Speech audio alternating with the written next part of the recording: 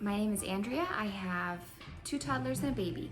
This video is going to be tips and tricks for mom life or just homemaker life in general. The life I live currently is sort of in a scramble. So I'm going to show some little things that I do just to survive daily life. You have preteens or older kids, I understand that this won't be... What's all over the couch?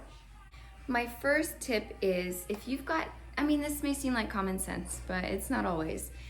If you've got knives or something sharp drying on the countertop, or even a tablescape with lit candles or anything that you see hanging off of the counter that has potentially dangerous or heavy items on top, just be mindful of that. I'm holding the camera now, so it might be shaky, but I don't have a choice.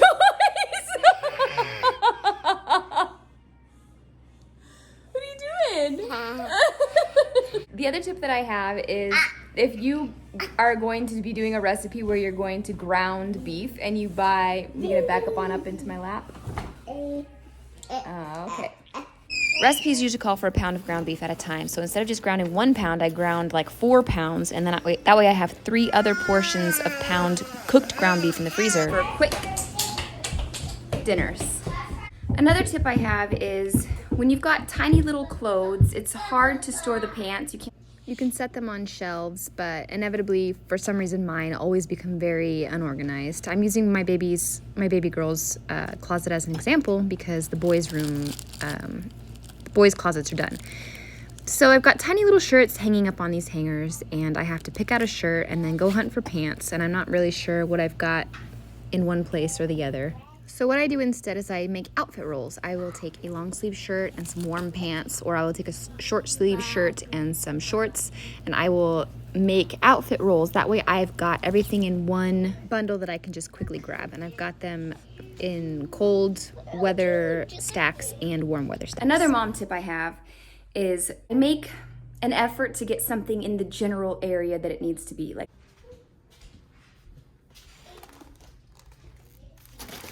laundry. If I've got dirty rags or towels or clothes or something and I can't make it all the way to the laundry room, I toss it down the hallway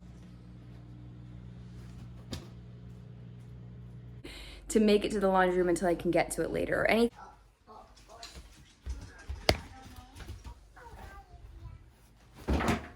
that, like toys that are the same, books, anything that belongs somewhere, I get it to the general location. So that I can deal with it later.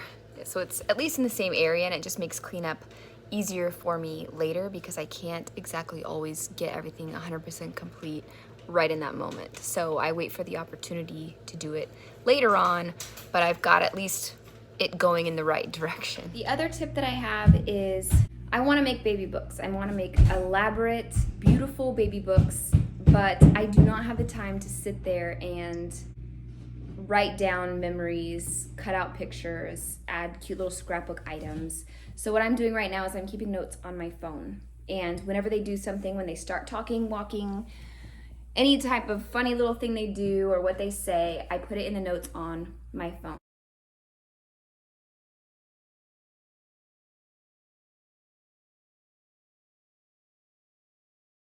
Because I always have my phone and I have my notes backed up to the cloud, and I also occasionally email the notes to myself in an email in case the cloud bursts and my phone explodes. I have it in an email.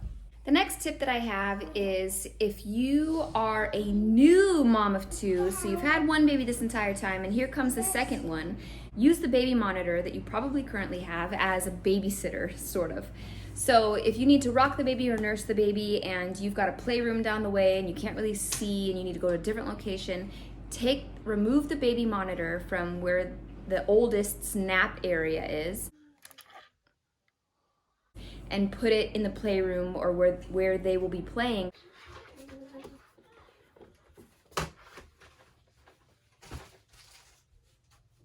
So that you can go back downstairs or go somewhere quiet and nurse the baby, do whatever you need to do, and you can just watch the toddlers on the monitor. The next tip isn't exactly a tip, it's sort of just trying to help you realize that you don't always have to do what everybody else is doing. Here come all these pantry organization videos. I was inspired to remove the pasta from the pasta boxes, the breadcrumbs into a cute breadcrumb container, but not only do I then have to take the time to remove the contents and put it into a different container and then write down the expiration date and what it is, I also have to trust that I'm going to remember that I did that, which I don't. When my sister went to Australia, she realized how difficult it was. She realized how difficult it was to find toothpaste because we use brand recognition. We can recognize what Crest looks like, so we know that those are toothpastes. Yogurt containers look like, so we know that it's not ricotta or cottage cheese. We know that it's yogurt. While it may be easier for some people to organize their pantry that way, I find that I never used anything, especially because of the way my life is the way that it is right now. I need to open the pantry and be like, oh, I have breadcrumbs, pasta, cornmeal, and I know exactly what is what because I recognize the box in an instant, instead of looking at these cute little canisters that have, you know, the narrow slit down the side, and I'm like, is that panko crumbs? And I need to tilt the lid so I can read what it is on top, and I don't really know what I've got, and I just couldn't, I didn't like it. So it's easier for me to just leave them in their original containers because then I know that that pasta is pasta.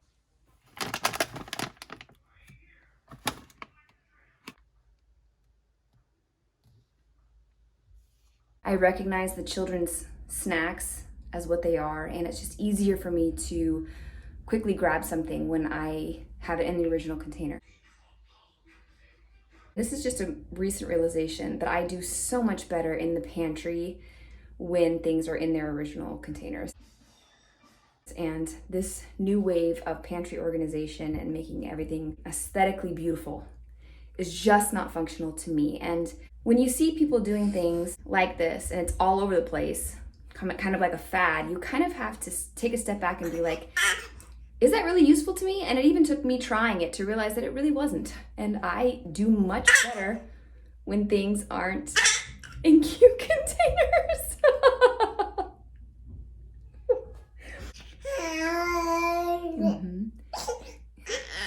Yeah, okay. All right, is that all you wanted to say? Another thing I do to save time is I put a little tiny trash can that is for lint only in the laundry room so that I can just move the lint from the filter straight into the little lint only garbage can so I don't have to keep running to the kitchen trash every time.